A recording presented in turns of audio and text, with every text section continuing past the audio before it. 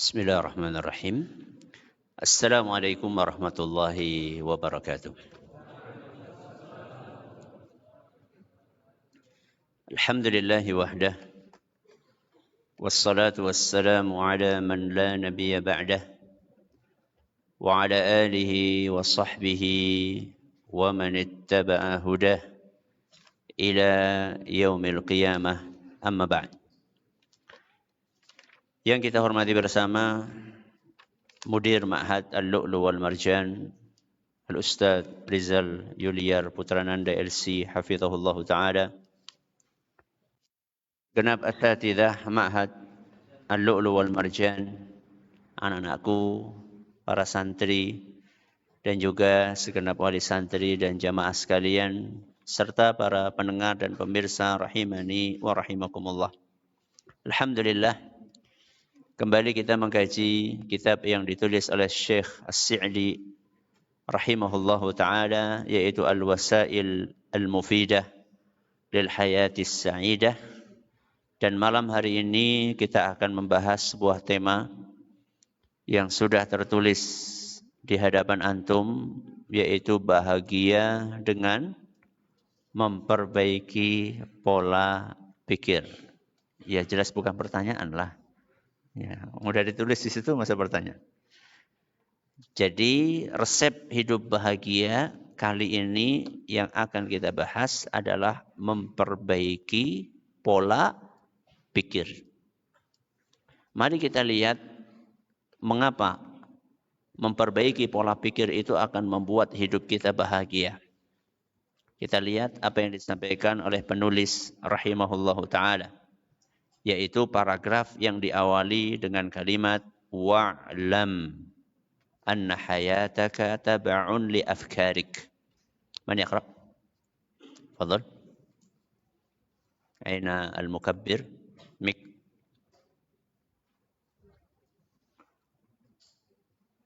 Fadhal, sana. Udah ketemu?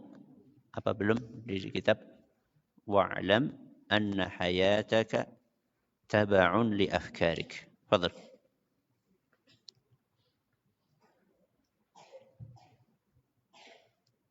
Belum nyala.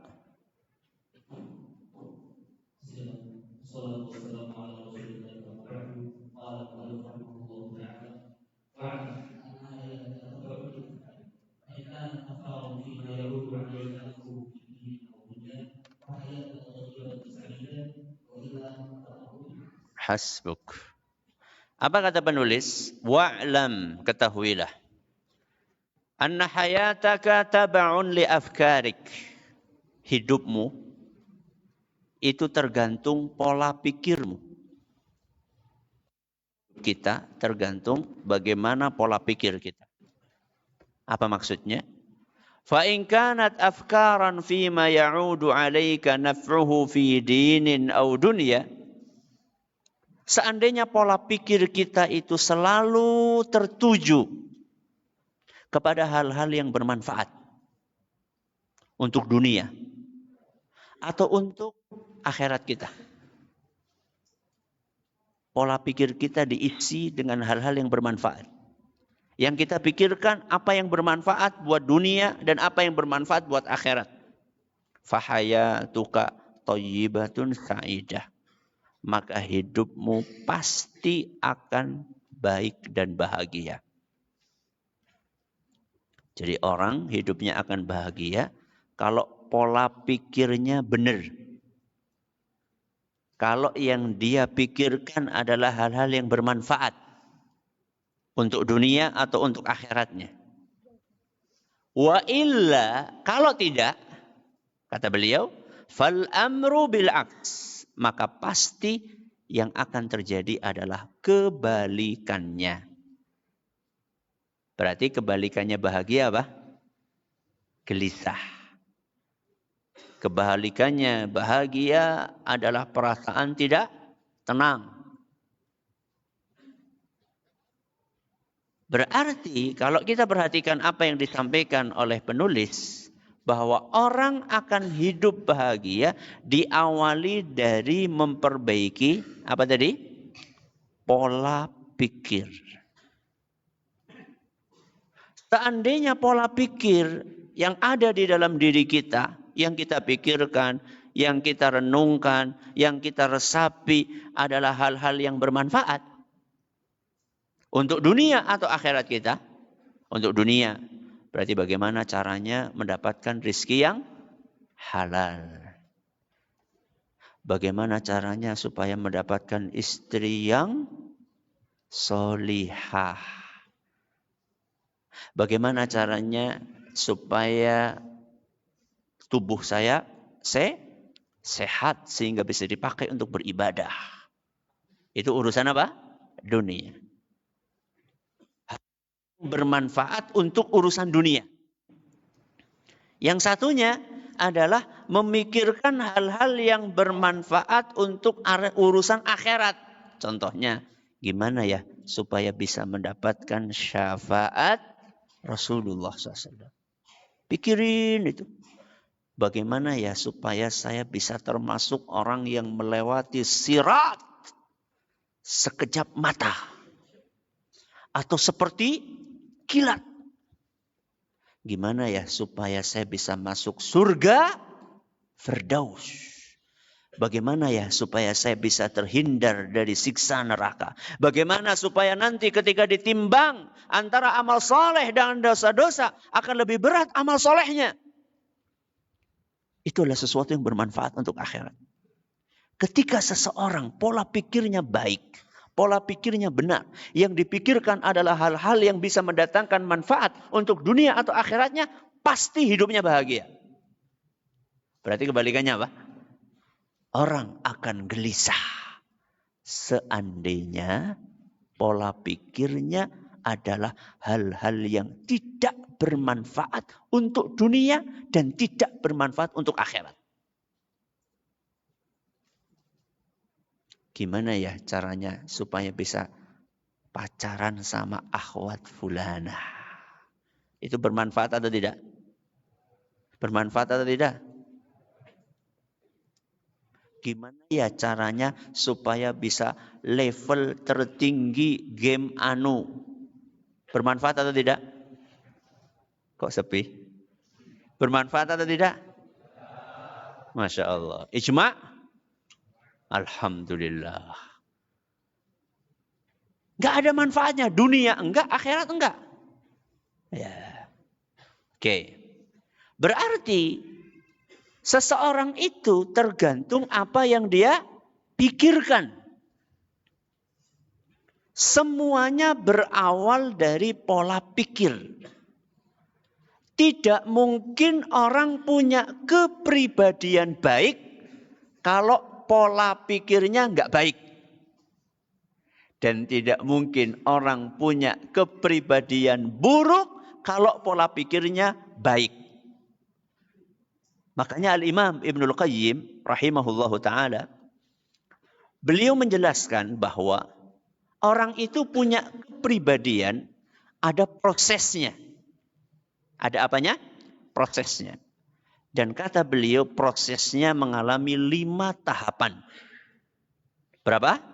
5 tahapan. Mari kita lihat apa yang beliau sampaikan.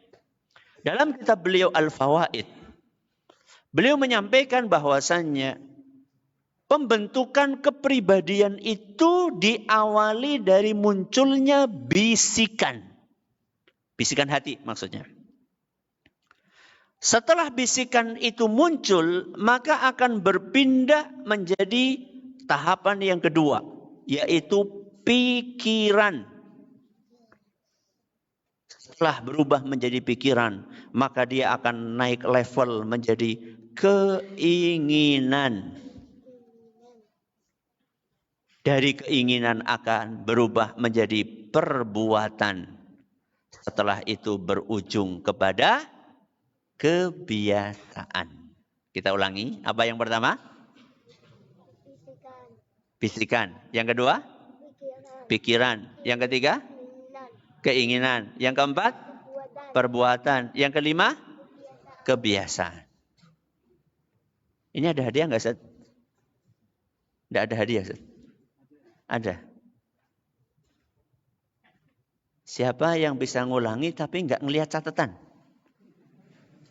Bener nggak lihat catatan?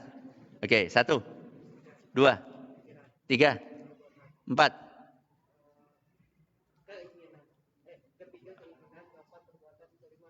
Masya Allah. Itu melihat anak kan ya? Nggak lihat sana kan? Oke. Dapat. Masya Allah. Siapa yang mengulangi lagi nggak ngelihat? Nah. Sahibun nadharah. Nah. Terus? Terus?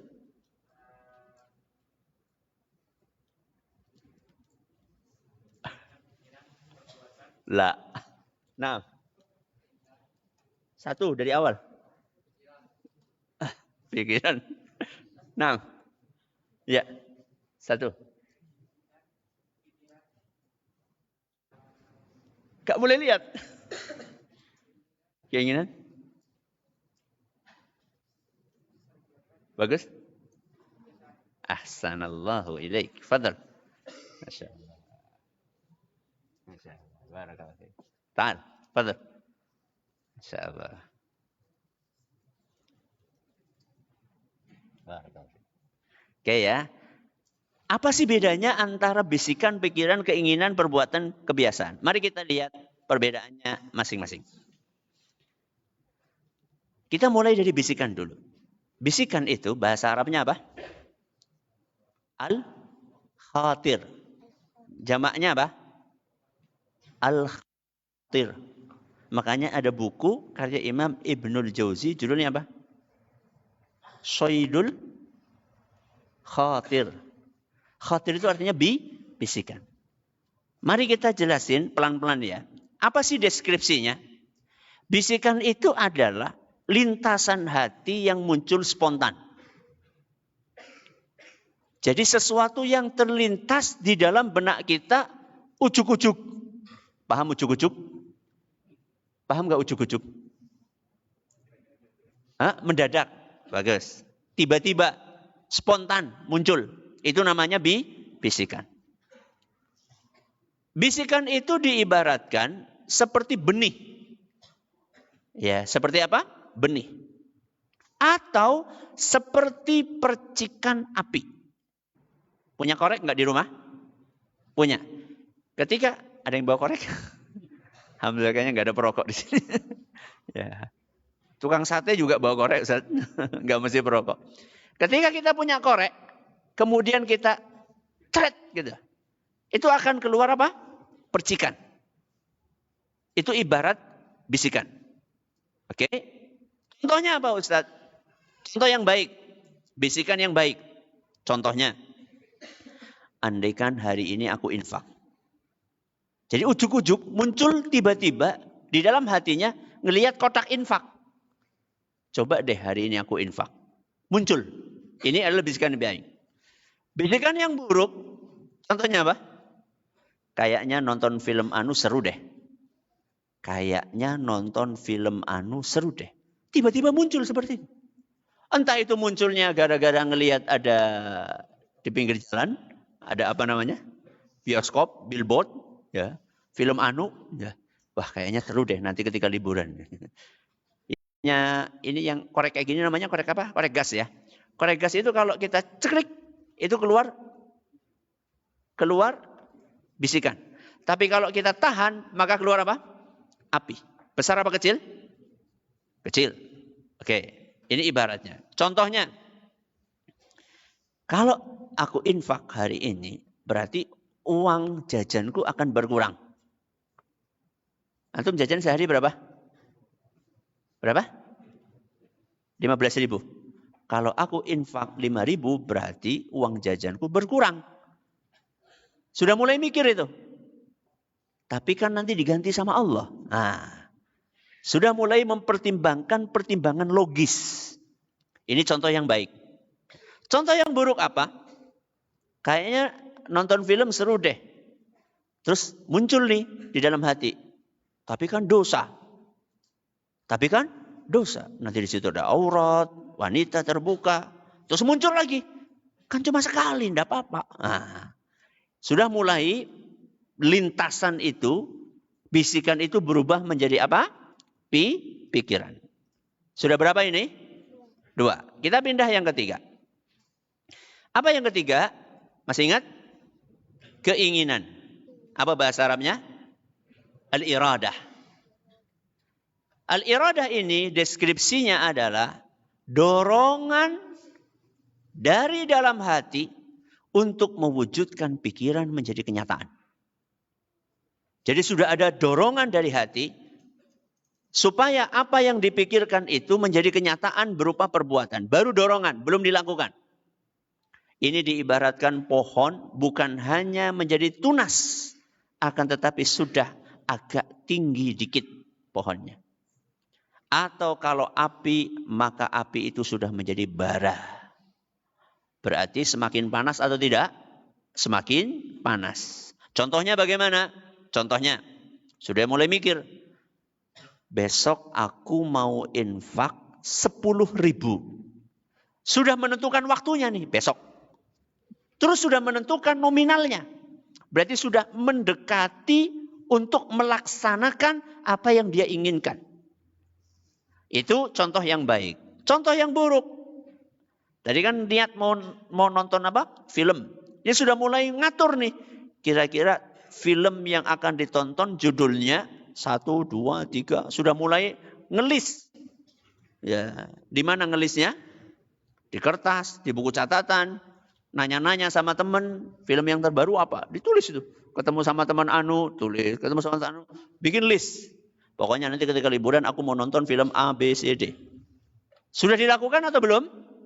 Belum. Tapi sudah dirancang. Itulah yang namanya keinginan. Keinginan itu akan berubah menjadi al-fi'lu. Apa al-fi'lu?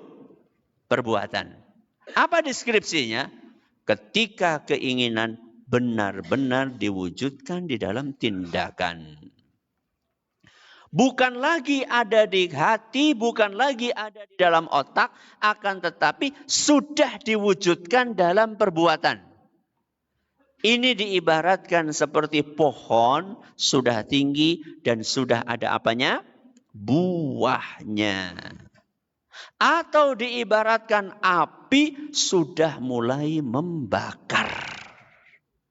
Entah itu membakar rumah, entah itu membakar pohon, entah itu membakar warung, pokoknya sudah mulai membakar barang. Contohnya apa?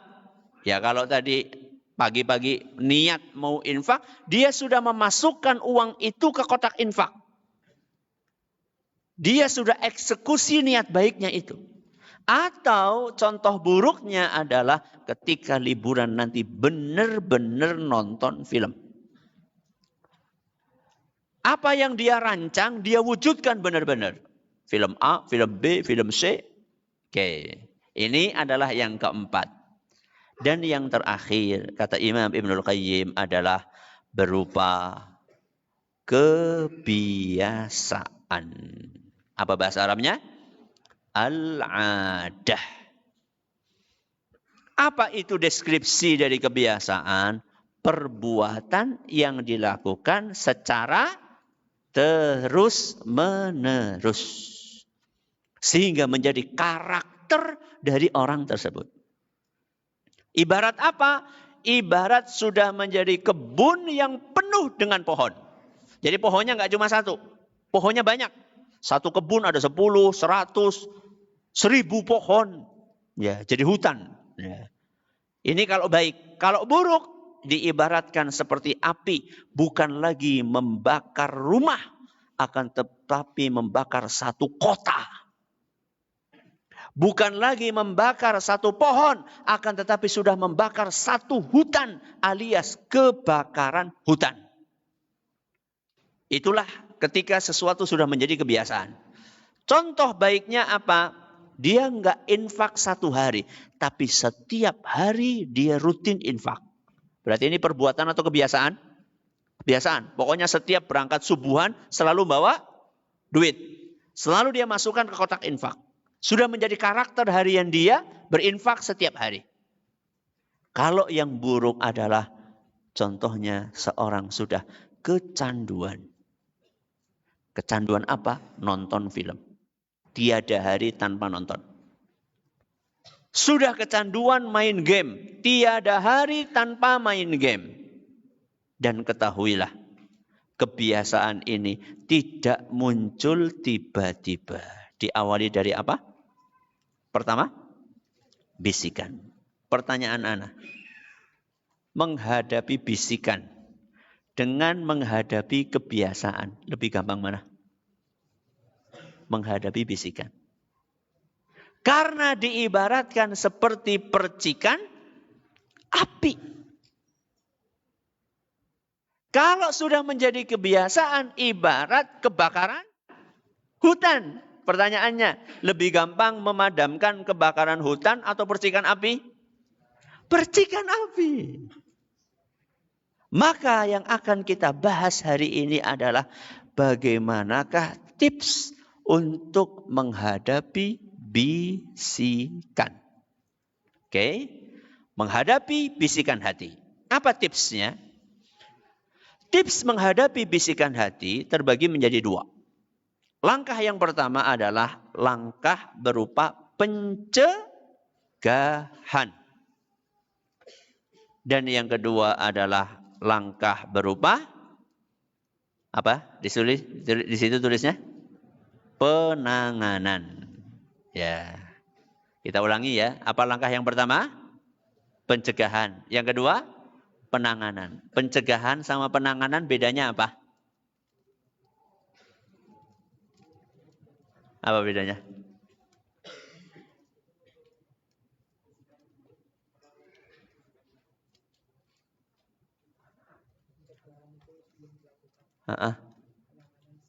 Masya Allah, barakallahu fiik. Ahsanallahu ilaik. Masya Allah, barakallahu fiik. Masya Allah. Apa bedanya antara pencegahan sama penanganan? Pencegahan itu sebelum muncul. Kalau penanganan setelah muncul. Jadi bisikan itu sebelum muncul kita lakukan pencegahan. Kalau sudah muncul kita lakukan penanganan. Kita bahas langkah yang pertama dulu. Langkah yang pertama adalah pencegahan. Apa yang mesti kita lakukan? Yang pertama, menjaga mata, telinga, dan hati. Apa yang pertama? Menjaga mata, terus telinga, dan hati. Siapa yang bisa ngulangi? Belum. Deskripsi bisikan. Bagus. Barakallahu fiik. Ahsanallahu ilaik. Bisikan adalah lintasan hati yang muncul apa? Spontan. Pertanyaannya, spontan itu berarti mendadak muncul dari ruang hampa gitu? Atau ada sebelumnya yang pernah dia lihat, yang pernah dia dengar, yang pernah dia omongkan? Muncul dari ruang hampa atau muncul dari penglihatan?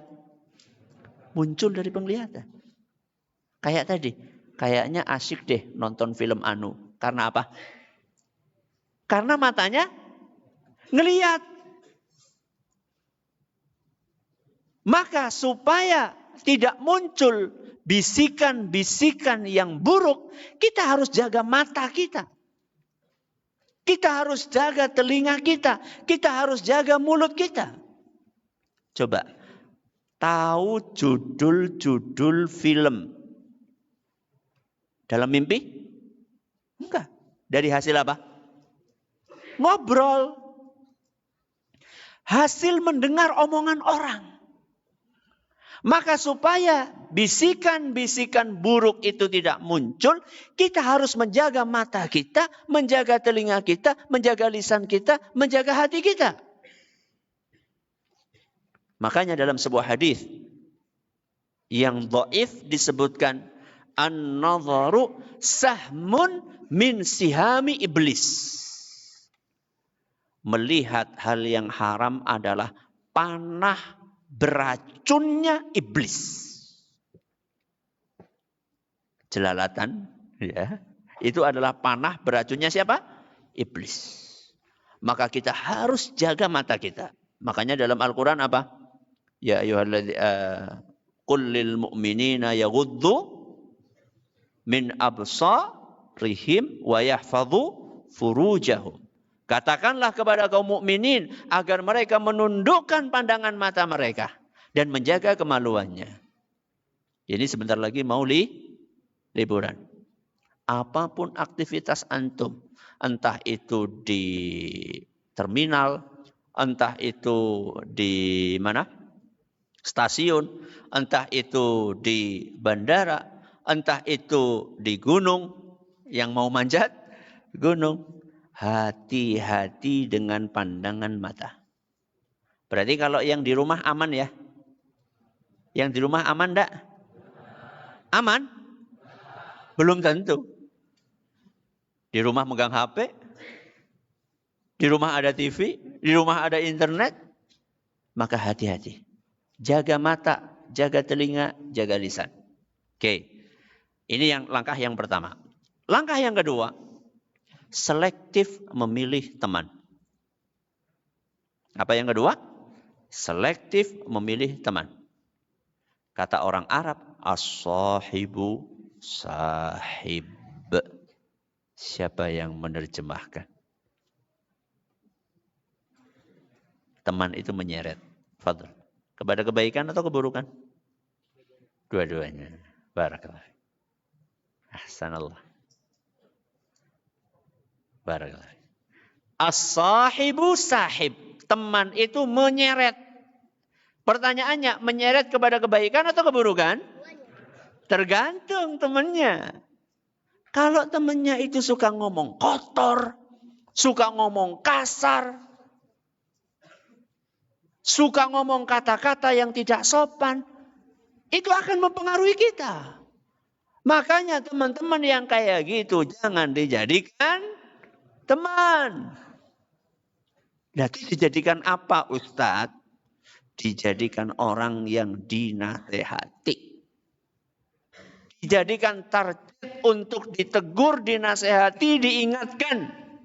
Jangan dijadikan sebagai teman dekat kita.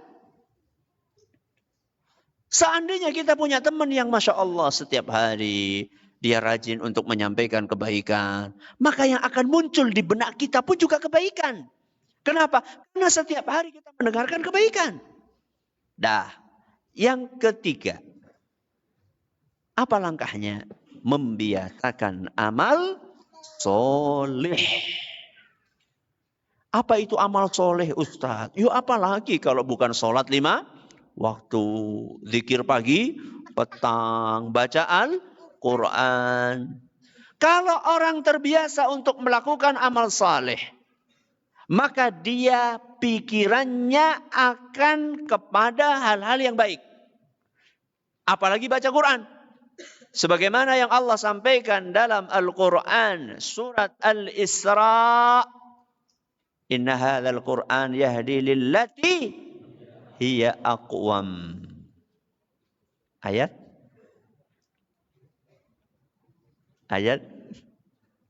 Surat Al-Isra. Ayat.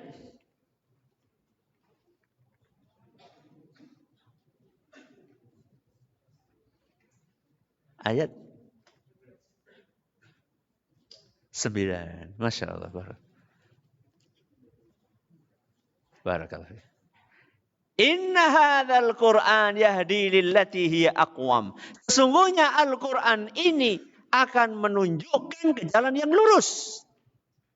Orang yang setiap hari baca Quran, orang yang setiap hari zikir, orang yang setiap hari sholat, orang yang setiap hari melakukan amal-amal soleh, maka yang ada di benaknya adalah kebaikan. Sehingga ketika muncul bisikan, yang muncul adalah bisikan kebaikan. Berarti kebalikannya apa? Orang yang setiap hari berbuat maksiat, maka pikirannya pun juga ngeres. Tidak mungkin orang sehari-harinya melakukan ibadah secara rutin, pikirannya ngeres. Kenapa? Karena isinya kebaikan. Kenapa muncul pikiran ngeres? Karena banyak maksiat. Oke, ini langkah yang pertama. Namanya pencegahan. Mari kita pindah langkah yang kedua. Apa tadi? Penanganan. Apa bedanya tadi antara penanganan sama pencegahan? Pencegahan itu belum muncul. Kalau penanganan berarti sudah muncul. Begitu muncul bisikan, apa yang mesti kita lakukan? Yang pertama, membedakan bisikan. Apa yang pertama? Membedakan bisikan. Karena bisikan ada dua. Ada bisikan yang apa tadi? Yang baik sama bisikan yang buruk. Maka begitu muncul bisikan, langkah yang pertama adalah kita membedakan. Ini termasuk dalam klasifikasi bisikan yang baik atau bisikan yang buruk. Berarti butuh ilmu. Maka antum hari ini di pondok ini sedang membangun sebuah benteng. Sedang membuat sebuah filter. Untuk menyaring mana yang baik, mana yang buruk. Ketika antum tidak mau untuk belajar ilmu agama, maka antum nggak punya filter, nggak punya saringan. Akibatnya apa? Akibatnya yang baik dianggap buruk, yang buruk dianggap baik. Maka langkah yang pertama, begitu muncul bisikan adalah ini baik, ini buruk. Bedakan. Nah terus kalau baik, langkah berikutnya apa Ustadz? Kalau kita ketemu dengan bisikan yang baik, maka langkahnya adalah teguhkan hati. Begitu muncul bisikan dalam hati, ana pengen menghatamkan Al-Quran selama liburan tahun ini. Bukan hati. Yakini bahwa ini adalah bisikan karunia dari Allah Subhanahu wa taala yang telah mengilhamkan kepada antum. Kemudian munculkan habis ini setelah teguhkan hati niatkan dan rencanakan. Enggak cukup hanya sekedar diteguhkan tapi juga niatkan, rencanakan. Niatkan dan rencanakan itu maksudnya adalah bikin daftar. Tadi ketika Ustadz kita khutbah Jumat, temanya apa? Angkat tangan. Hah? Itu sudah dapat belum tadi? Belum. Fadhal. Birrul walidain. Barakallahu fiik. Begitu mendengarkan khutbah yang disampaikan oleh Ustadz Rizal tentang birrul walidain, terbersit di dalam benak antum, liburan ini ana mau berbakti kepada orang tua. Maka rencanakan, tulis di dalam agenda antum. Tahun ini, liburan ini, ana mau membantu orang tua. 1, ana akan rutin menyapu halaman tanpa disuruh. Ana akan rutin mencuci piring tanpa disuruh. Ana akan rutin untuk mencuci baju, terutama baju orang tua tanpa disuruh. Ana akan rutin untuk membantu orang tua masak, ibu masak di dapur tanpa disuruh. Bikin list, daftar. Jadi jangan biarkan lintasan di dalam hati itu padam. Jangan. Tapi langsung berusaha untuk ditindaklanjuti. Bikin daftar dan rencana selama liburan. Berbakti kepada orang tua. Oke. Terus selanjutnya apa? Segera lakukan. Begitu muncul rencana tadi, bisikan kemudian antum wujudkan rencana. Hari pertama pulang sampai di rumah, langsung lakukan.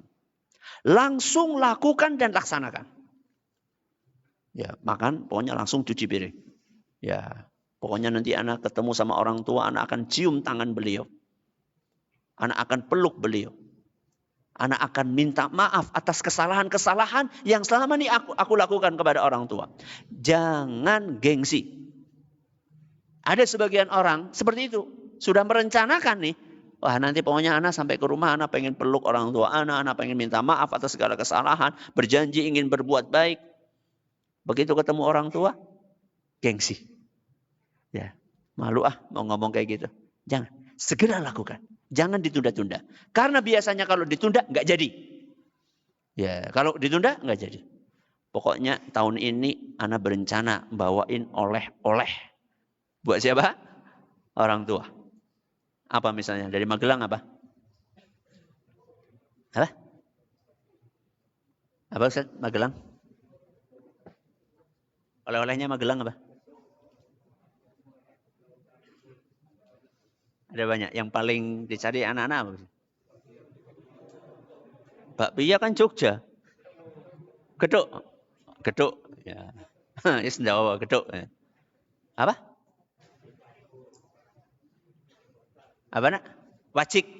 Ya. Kupat tahu. Iya, tapi sampai Aceh udah bahas ini nanti. Ya. Begitu ada terlintas, wujudkan. Besok pokoknya sebelum pulang, sampai bandara, atau sampai stasiun, atau sampai mana? Terminal, pokoknya anak harus beli makanan, oleh-oleh buat orang tua. Anak sampaikan. Jangan ditunda. Jangan bilang tahun depan aja. Belum tentu antum hidup. Belum tentu orang tua masih hidup pula.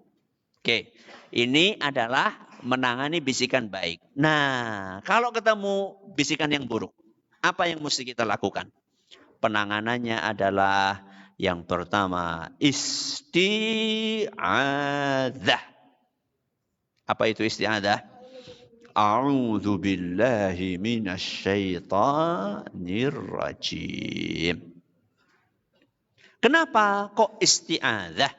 Karena seringkali bisikan itu adalah muncul dari syaitan. Jam berapa? Jam berapa? Jam? 5 menit lagi. Oke. Bagi khamsah daqaiq. Baik. Apa yang pertama? Isti'adzah. Kita ucapkan a'udzu billahi minasyaitonir rajim. Supaya apa Ustadz? Supaya setannya kabur. Supaya setannya kabur. Jadi jangan ketika muncul bisikan baik, alhamdulillah. Jangan.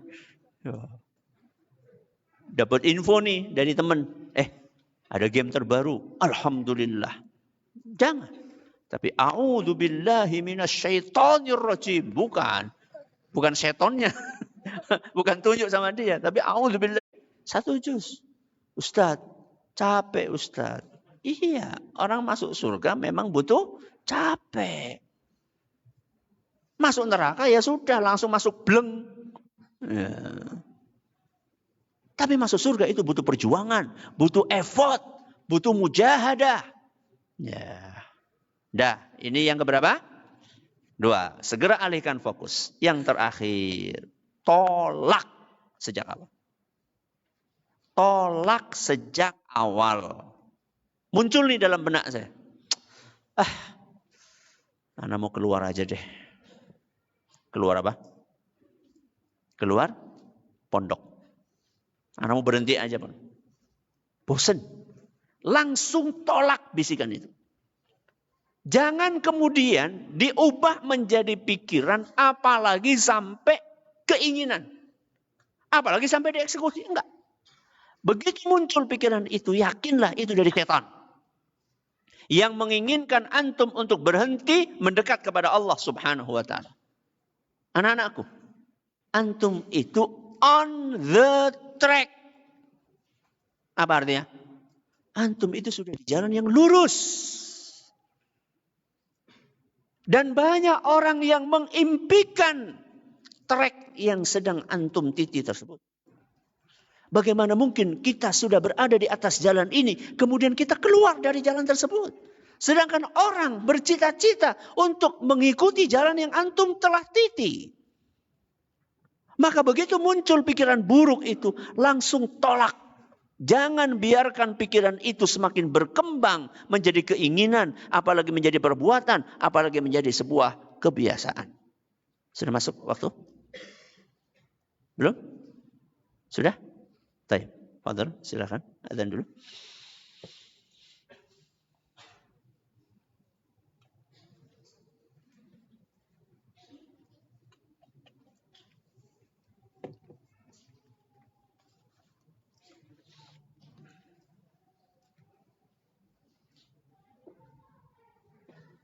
Kurang 1 menit. Oke. Pertanyaan buat bapak-bapak. Ya, pertanyaan buat bapak-bapak. Siapa nama ulama yang menyebutkan 5 tahapan pembentukan karakter? Ya, Masya Allah. Silakan. Ingat nama kitabnya enggak?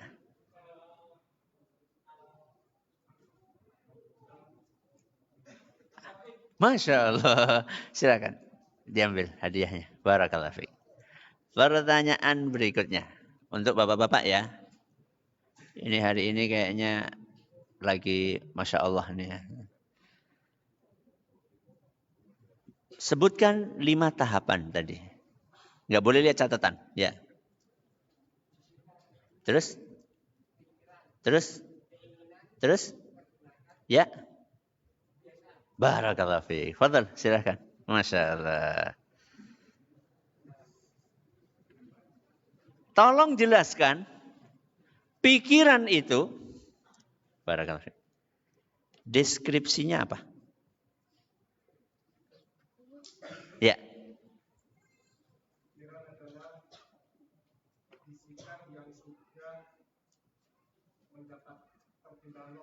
Masya Allah. Fadal, silakan.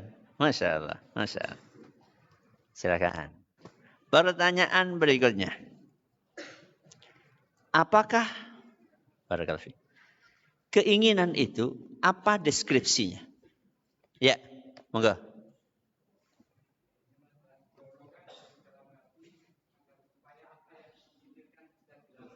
Masya Allah, monggo, silakan. Barakallahu fiik. Santri. Sudah masuk ya? Oke, Fadl. Nanti ya, giliran santri ya. Hari ini lagi obral ini, Masya Allah.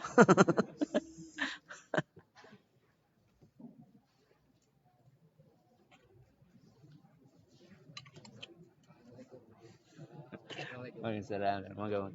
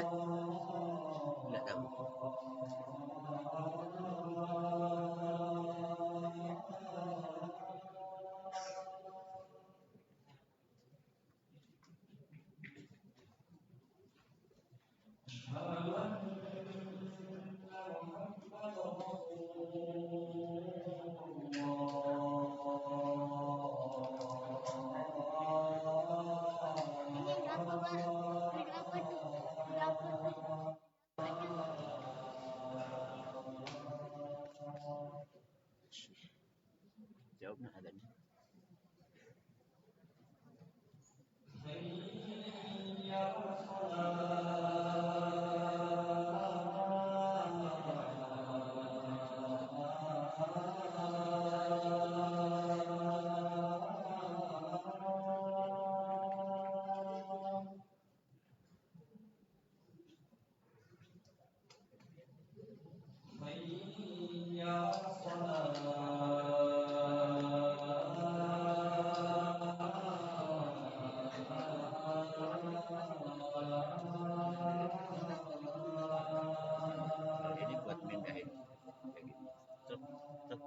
Tapi nggak bisa, karena ininya belum ditancapin.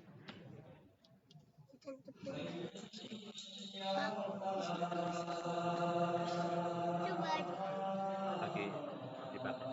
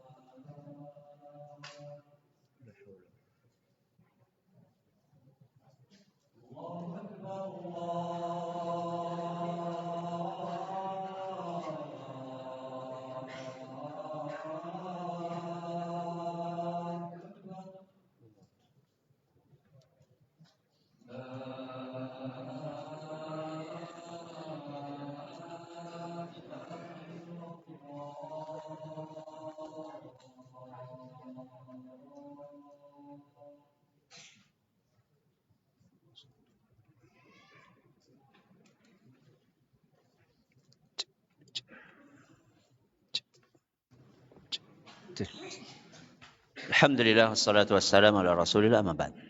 Pertanyaan untuk santri. Menghadapi bisikan hati, ada tips. Sebutkan dua-duanya.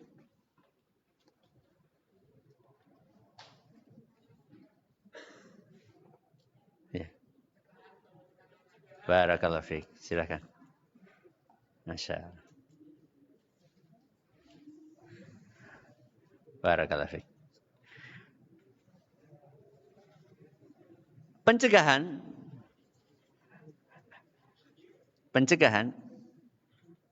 ada 3 hal.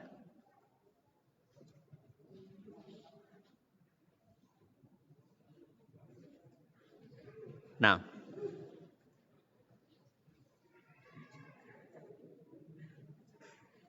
ya, antum,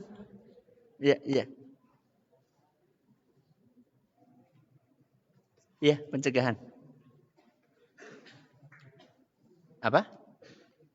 1, menjaga mata. Hah? Bagus. 2, bagus. 3,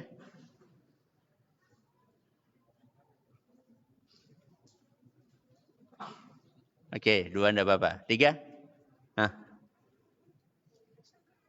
Masya Allah. Tahan, dua-duanya. Sini. Masya Allah. Tahan. Barakallahu fiik. Masya Allah. Masya Allah. Fadal. Barakallahu fiik. Buat bapak-bapak. Masih banyak buat bapak-bapak. Masih santri juga masih banyak. Santai-santai.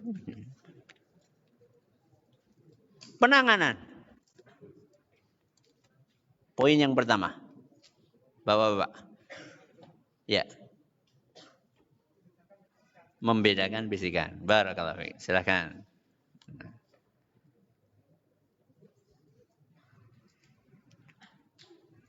Barakallahu fiik.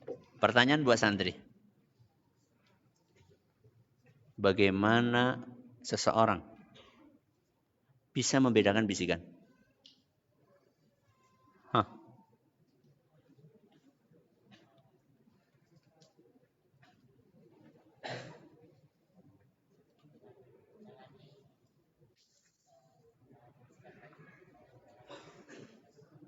Nizar.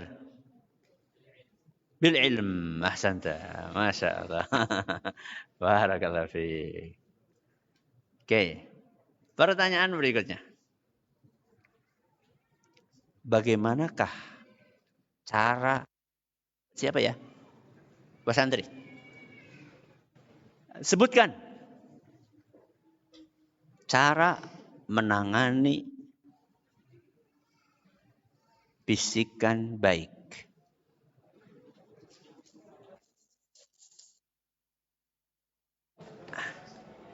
Ya. Ya. Bagus. 2.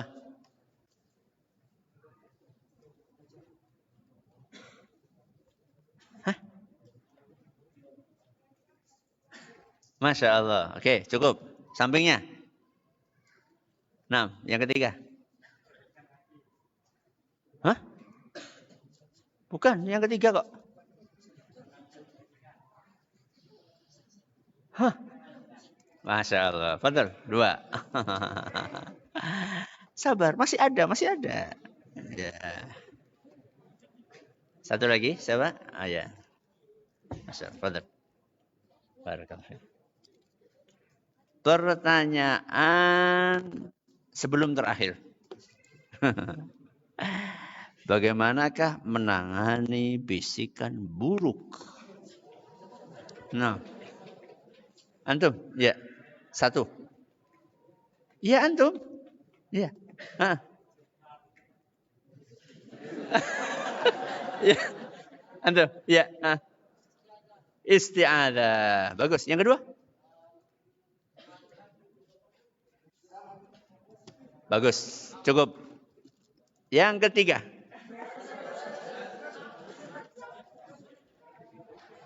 Ya. Apa? Tolak sejak awal. Masya Allah. Fadal. Barakallahu fiik. Masya Allah. Sayyan. Akhirnya selesai juga kajian kita malam hari ini. Ini kan buat bapak-bapak, bukan buat antum. Terima kasih atas perhatiannya. Mohon atas segala kurangannya. Kita akhiri dengan doa kafaratul majlis. Subhanakallahumma wa bihamdika asyhadu an la ilaha illa anta astaghfiruka wa atubu ilaik. Assalamualaikum warahmatullahi wabarakatuh.